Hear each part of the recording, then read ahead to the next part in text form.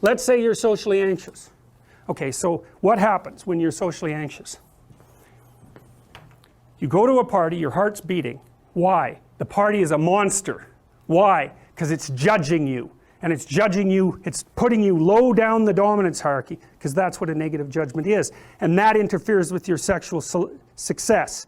And that means that you're being harshly evaluated by nature itself.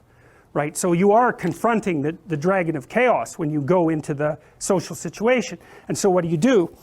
You're like this, right? You hunch over, and that's low dominance. I'm no threat. It's like, well, that's not going to get you very far. You know, but that's a logical thing to do in the face of a tyrant.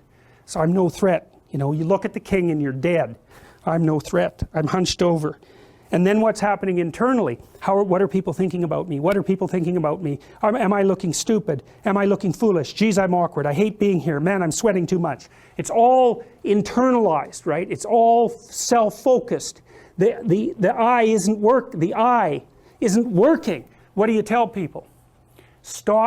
Don't stop thinking about yourself, because you can't. It's like, don't think of a white elephant. White elephant, white elephant, white elephant. You can't tell someone to stop thinking about something because they get caught in a loop. What you do with socially anxious people is you say, look at other people. Look at them, right? Why? Because if you look at them, you can tell what they're thinking. And then unless you're terribly socialized, and some people are. Some people have no social skills. And so the reason they can't go to a party is because they don't even know how to introduce themselves. Like no one ever taught them how to behave. And so they're really good candidates for behavior therapy, because you walk them through the process of how you actually manifest the procedures that are associated with social acceptability. But most people aren't like that. They have the ability. So if they're really introverted and high in neuroticism, they can usually talk quite well to someone one-on-one. Why? Because they look at them.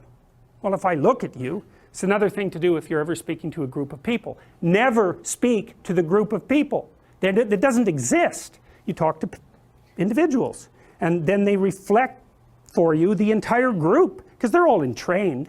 So you look at one person, they broadcast to you what everyone's thinking, and you know how to talk to one person. So it's easy.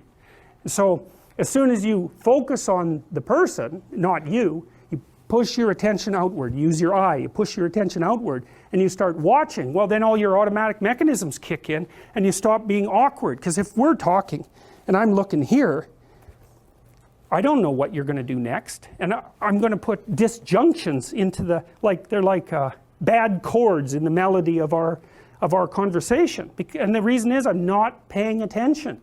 So that's why the eye is the thing at the top of the pyramid. It's like the thing that enables you to win the set of all possible dominance hierarchies is the eye. Pay attention. Pay attention.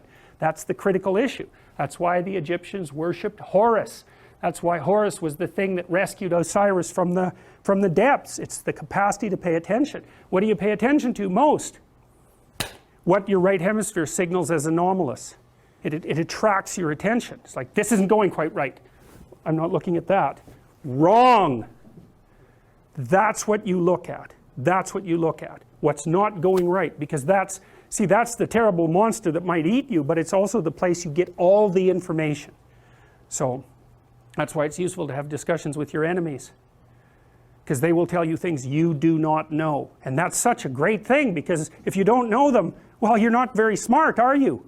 You know, there may be a time when you go somewhere that's the thing you need to know. And maybe your enemy will tell you why you're such a fool, you know, and a bunch of other things that aren't true too. But even one thing that's accurate, it's like, yeah, thanks very much, man, maybe I'll do some work on that, and I won't have to carry that forward. So, and then that's part of the reason, again, why the terrible predator, it's always the terrible predator that has the gold. It's like, it's the person who delivers the message you do not want to hear. So it's rough, but it doesn't matter. Life is rough.